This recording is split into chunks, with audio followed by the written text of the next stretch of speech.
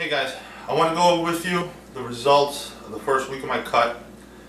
I started on March 31st and ran to April 6th. So let me just get right down to the numbers here with you.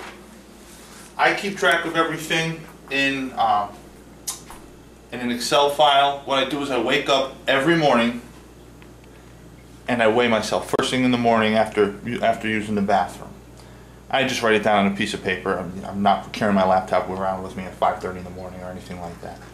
I would probably end up dropping it or something. But as you can see, I was down to well, let me back up. What I do is I weigh myself every morning, and then I take the average of that weight and I compare weekly averages. The reason I do that is because you have such day-to-day fluctuations in your weight depending on how much you ate the day before, what you ate the day before, whether you're bloated, you're retaining water, even did you go to the bathroom the day before. So in other words, did you take like a big poop or not? I mean, these things are these variables are what can impact your day-to-day weight fluctuations. If you get on the scale and you say, hey, I'm a pound lighter than I was the day before, you didn't lose a pound of body fat. Impossible, guys. A pound of body fat is 3,500 calories. You don't lose that in a day. So these are the day-to-day fluctuations that cause your weight to change when you look at the scale every day. So by taking the average, you kind of balance it out a little bit.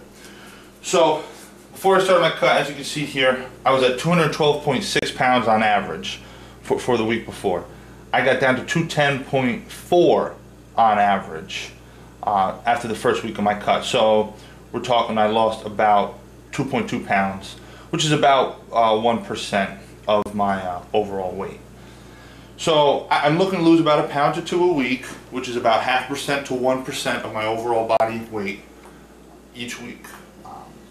That is a very safe weight loss. Sometimes people, they're looking to lose 5 pounds a week, 6 pounds a week.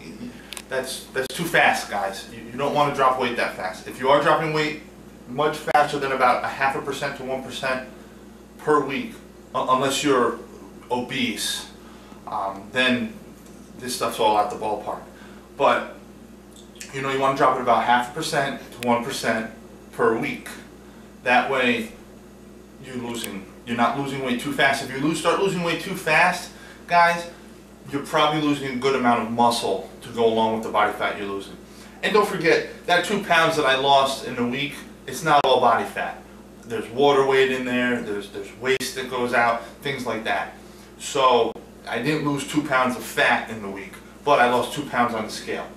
So I'm very happy with the results of this, my first week. And even if you notice, on the Monday morning, I was at 214.6 pounds on average. That's because I had my family over for Sunday dinner. I cooked and I ate a whole bunch of food. We had spaghetti and meatballs. I just went all out. It was the last day and I could really do that. And we had dessert, ice cream, cookies, the whole nine. So after you eat a meal like that, the next day you're gonna probably be kind of bloated, and I was. And as you can see, by the end of the week, I was down to 206.4. That, of course, was on a Sunday, and that was after playing basketball for 2 hours. So I was probably very glycogen depleted, and maybe it was even a little low in water, so I was a little dehydrated.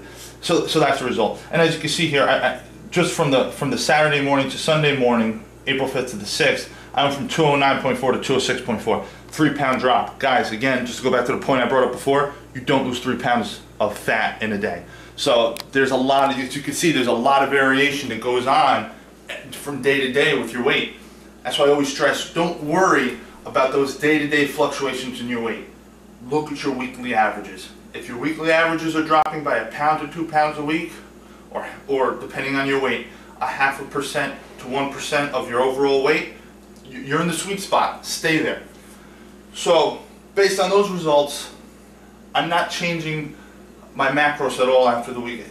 It's only 1 weekend. I've got to see how things go for a couple weeks at least before I start thinking about changing my macros. So I'm going to stay at about 3,400 calories, 445 grams of carbs, 260 grams of protein, and about 65 grams of fat.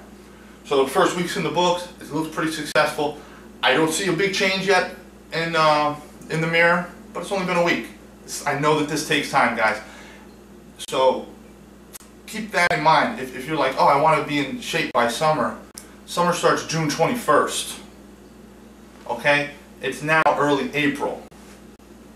Weight loss takes time. It doesn't happen overnight. It's not going to happen in a week. It's not going to happen in 2 weeks.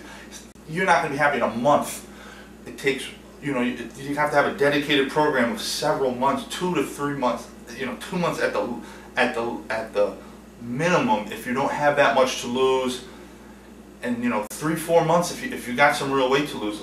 You see my pictures from last year. That people, oh my God, I can't believe you did that in 3.5 months. I was super dedicated, and that's me. If you know you're not super dedicated, I mean, I was day in and day out tracking calories, always doing my cardio, always hitting my workouts. I mean, I didn't do many even cheat meals. If you know you're not going to be that dedicated, don't give yourself 3 months, give yourself 4 months or 5 months, because just understand that the weight loss is going to be a little bit slower. So give yourself time, guys. You don't want it to be June 1st and you're like, time to get in shape for summer. By the time you're in shape, too late. By the time you're in shape for summer, it's going to be September 1st. So keep that all in mind, guys. And like I said, the results are pretty good this week. We'll see how this upcoming week goes. I feel pretty good. I'm in the swing of things. Now I'm just totally focused on losing this body fat and getting ripped. Coming into it for the first week, I'm a little, I don't want to, I'm enjoying how much I'm eating. I'm enjoying not doing cardio, yada, yada, yada. Well, that's gone. Now I'm focused like a laser. And hopefully the results show. All right, guys, thanks. So guys, one topic I want to discuss that I had mentioned, just touched on briefly in a previous video, was not cutting calories too hard when you start a cut. I hear this sometimes, this rationale, well, why take out only 500 calories from your total calories? Why not take out 1,000? Why not take out 1,200, 1,500? Why not just take out more? You'll lose the weight that much faster. And guys, in the short term, yeah, that's true. If your maintenance calories are 3,000 and you're eating 2,500, you're going to burn off 500 additional calories in fat. And if you only ate 1,500 for that day, you would burn off 1,500 calories in fat. So yeah, you'd burn 3 times as much fat in that given day. The reason why this really doesn't work in the long term is because your metabolism does not stay set in place. It adjusts based on the calories that you're consuming. So when you start to reduce your calories on a cut, your body will bring its base metabolism down. So going back to that example, let's say your maintenance is at 3,000 calories and you start eating 2,500 calories a day for a 500 calorie deficit, your body is going to adjust its metabolism down. Soon, your maintenance calories won't be 3,000 calories. They might be 2,800 calories. They might be 2,700 calories. It might get down to 2,600 calories. And then you're going to find that you're not losing any weight. That's when you make another calorie cut. You don't go right in and knock out 1,000 or 1,500 calories, because what ends up happening is, take that same person who's in maintenance at 3,000 says, man, I'm going to slash and burn and I'm going to only eat 1,500 calories. Your metabolism is going to adjust it down so low, and you're going to do what's known as metabolic damage. And what's going to end up happening is you're not going to be able to create a calorie deficit anymore, because your metabolism is going to slow down so much. If you're eating first off, if you're a dude and you're eating 1,500 calories, something's wrong. I mean, that's way too low for a guy. You're going to end up really killing your hormone production too. But your metabolism is going to adjust down. You're not going to create that calorie deficit anymore. So after 2 weeks, maybe 3 weeks, maybe it's going to take 4 weeks, you're going to stop losing weight.